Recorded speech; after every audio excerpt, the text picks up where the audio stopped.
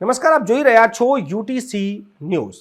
એક દેશ એક ચુનાવ, આવી વાતો તો ચાલતી જ હતી। તેની વચ્ચે હવે તસવીર એવી બની ગઈ છે કે એક દેશ એક જ ચૂંટણી કમિશનર ભારતીય જનતા પાર્ટીને હવે ઘી કેળા થઈ ગયા છે।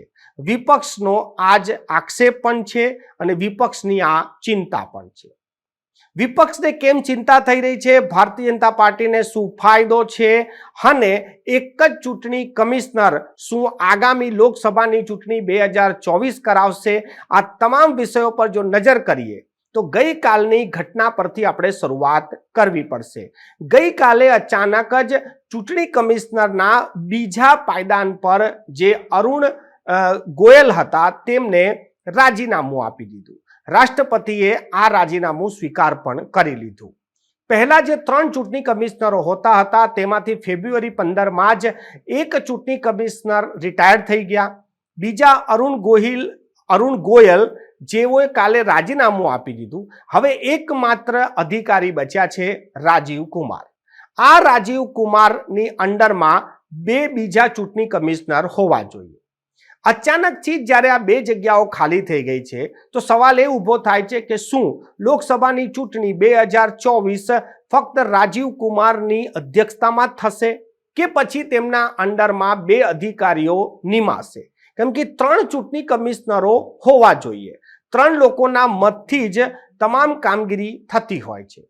વિપક્ષે આજે ખૂબ જ ગંભીર આક્ષેપ લગાયા છે। વિપક્ષનું કહેવું છે કે હાલમાં જ કેન્દ્ર સરકારે એક નવો કાયદો બનાવ્યો છે જે ચૂંટણી કમિશનરની નિયુક્તિ કરે છે। આ જ કાયદાનો લાભ લઈને ભારતીય જનતા પાર્ટી હવે પોતાના પસંદના લોકોને જગ્યા પર મૂકશે। 2 અધિકારીઓ એવા હશે જે ભારતીય જનતા પાર્ટીના પસંદના હશે। રાજીવ કુમાર તો ઓલરેડી ત્યાં છે જ। હવે આ જે ચૂંટણીઓ છે તે કઈ રીતે નિષ્પક્ષ રહેશે એવા ગંભીર આક્ષેપ હવે વિપક્ષે લગાયા છે। તમને જણાવી દઈએ કે હાલમાં જ ભારત સરકારે એક કાયદો બનાવ્યો છે, કાયદાને બદલ્યો છે। ચૂંટણી કમિશનરની નિયુક્તિમાં પહેલા 3 લોકો નિયુક્તિ કરતા હતા। એક દેશના વડાપ્રધાન, એક સુપ્રીમ કોર્ટના ચીફ જસ્ટિસ અને એક હતા વિપક્ષી નેતા। પરંતુ હવે જે ભારતીય જનતા પાર્ટીની હાલ મોદી સરકારે જે કાનૂન બનાવ્યો છે તે પ્રમાણે એમાંથી સુપ્રીમ કોર્ટના જજને બાકાત કરી દેવામાં આવ્યો છે। એક પ્રધાનમંત્રી હશે, એક વિપક્ષી નેતા હશે અને એક સેક્રેટરી એટલે કે સચિવ લેવલના વ્યક્તિ હશે।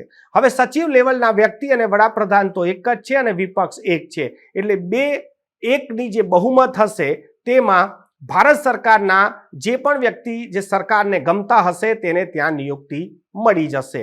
એટલે હવે આગામી જે ચૂંટણી છે તેમાં આ મુદ્દો પણ ખૂબ જ ચાલશે કે જો 2 અધિકારીઓ સરકારના જ હશે, જો સરકારે નિયુક્ત કરેલા હશે તો તેઓ વિપક્ષ સાથે કેવું વર્તન કરશે તેની ચિંતા અત્યારથી જ વિપક્ષને થવા લાગી।